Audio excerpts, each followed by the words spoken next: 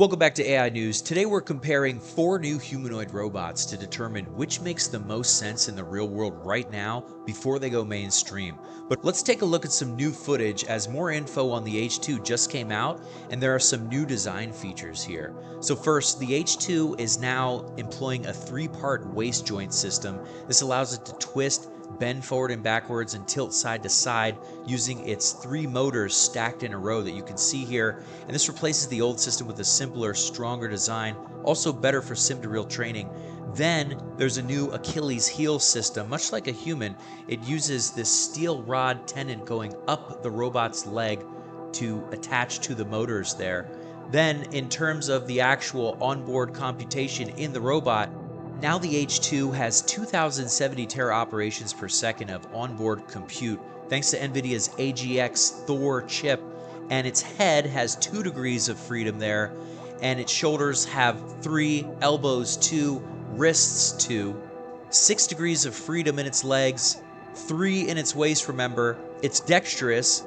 Apparently its hands can move. You can see those fingers moving there, though not much information on its hands, the degrees of freedom, etc. As for its maximum torque in its arms, it's 120 newton meters, and the maximum torque in the legs is 360 newton meters, with a maximum arm payload of 15 kilograms, rated for 7 kilograms per arm. The battery capacity is 15 amp hours. But how much is the H2 going to cost, and what is the right form factor for a general purpose humanoid? Because 1X just previewed their upcoming release of the new Neo design, but the top comment on X asks if this shouldn't just be a Roomba vacuum cleaner. So which is a better design? Meanwhile, another new robot is trying to do more than just clean your house, having already secured partnerships in Japan. But what can it do? How is it designed? And how does it stack up to the other robots? This is the Atom Humanoid from Dobot, and it's using a neuro-driven dexterity system to control 28 degrees of freedom. That's 28 different ways that it can move. And it's all powered by a transformer-based AI architecture and dual RGB cameras for vision. It also features servo-level vibration suppression and 200 Hz high-frequency control, basically meaning it updates its movements 200 times per second. And this allows the robot to execute ultra-human-like motor skills for tool use and assembly work. Then, the Atom features an anthropomorphic walking system, or AWS, which mimics actual human biomechanics, and it does this by using imitation learning, where it copies human movements, as well as reinforcement learning to develop smoother motion strategies. But the real advantage here is that AWS cuts the energy consumption of Atom by 42% compared to traditional bent knee walking that most robots currently use. And for Atom's AI brain, it's using the Robot Operating Model 1, or ROM-1, which combines general and industry-specific AI models to break down complex tasks and make autonomous decisions in real time. And the ROM-1 system is running on 100 million parameters with 24 Hz end-to-end control, which allows it to operate in unpredictable or even unstructured environments that it's never seen before. And there are multiple variants. The first is Atom Max, which pushes the capabilities further with 41 degrees of freedom, including its dexterous 12 degree of freedom hands, 60 frames per second full HD vision, and an Intel RealSense depth sensing camera.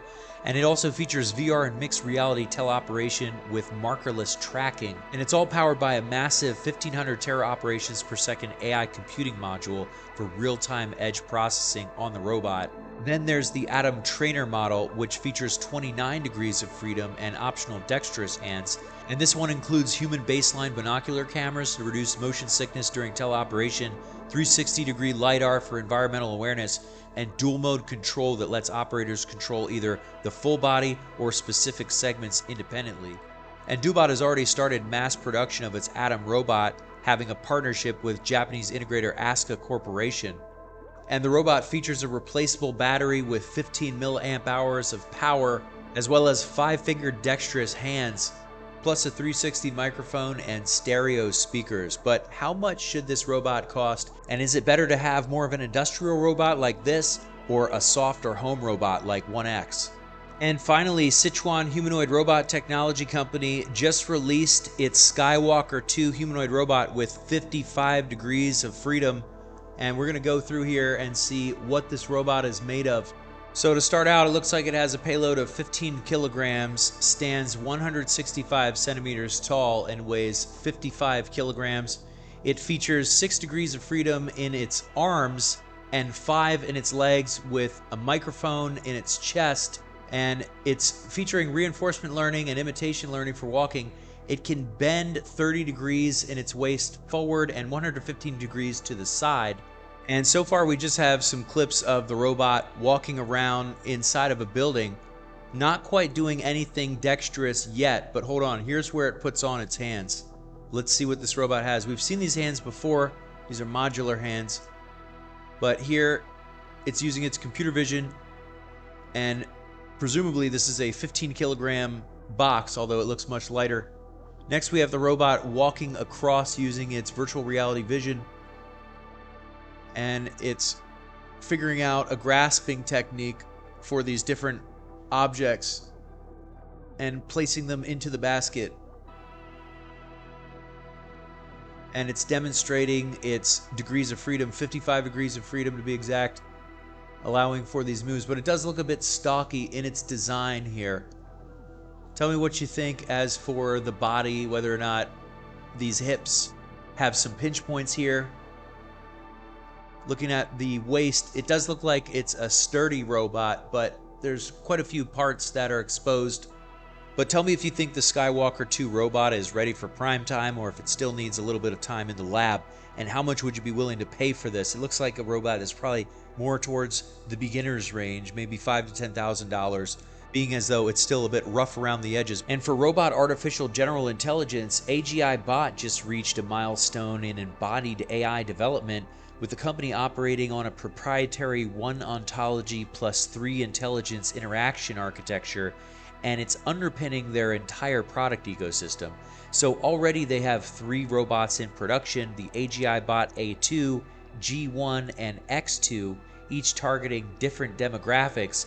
And the company also developed the Go-1 Universal Embodied Foundation Model for robotics. And at their upcoming IROS conference, AGI Bot is about to debut their G2 model, and it's made for industrial grade work. And already AGI Bot has achieved the mass production of 1,000 general purpose embodied robots. And last, I'll leave you with this. This is the COLA proprioception-only reinforcement learning system, and it's teaching humanoid robots to carry objects with humans by unifying leader and follower behaviors. This is a single policy trained through closed-loop simulations. But tell me if you think applying this to the likes of the H2 would be enough to make a robot to actually clean up your home and run an entire household autonomously, or if you trust this thing at all.